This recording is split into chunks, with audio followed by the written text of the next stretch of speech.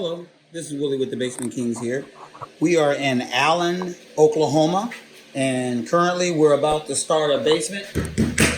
And we just finished waterproofing, and that's what 2 coats of waterproofing looks like. We opened up the sheetrock. Just so happens, as you can see, the dirt on this side, this is a walkout, so there is no dirt over here. We cut the sheetrock just so we can be consistent.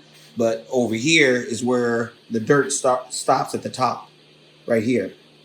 Therefore, we make sure we get it all. And let's teach you another lesson here. Number 1, areas where the mortar is not in place as well need to be reinforced. We usually put a thicker waterproofing on, and we left one spot so you can see what it looks like after it's been touched up. Look down at the bottom, you'll see it's dark. And you can see that it's not as dark on this side going into the wall, but it is going around. Why? It's because that is the internal wall, and that's where your footer is. So that's why when you see the waterproofing where it's dark spots, it's drying out. And you'll tend to see it crystallizing if there's a lot of water in the block. Here, there's a lot of water in the block. You can see the white crystallizing at the bottom.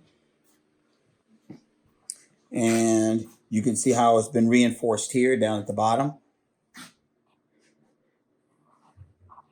And you can see over here, because this area is about 6 feet, 7 feet underground, down to where the footer is. And you can see how dark it is because it's still wet.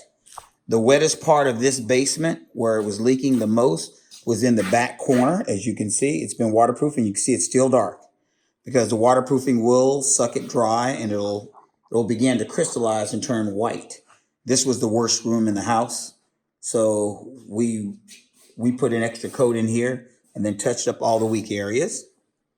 Same where here, shares that wall, but you can see how dark it is at the bottom. Glass block window, and all the places where water was pooling, we touched up and reinforced.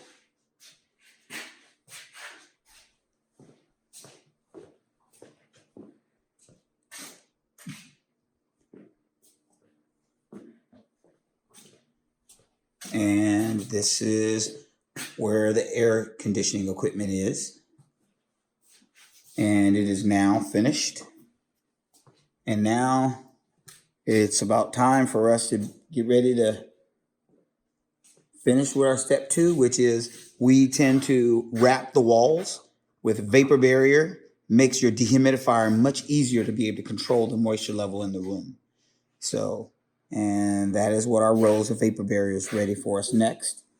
So let's get busy. Hello, thanks for watching. If you like our video, then please subscribe or visit us at thebasementkings.net. Thank you and have an excellent day.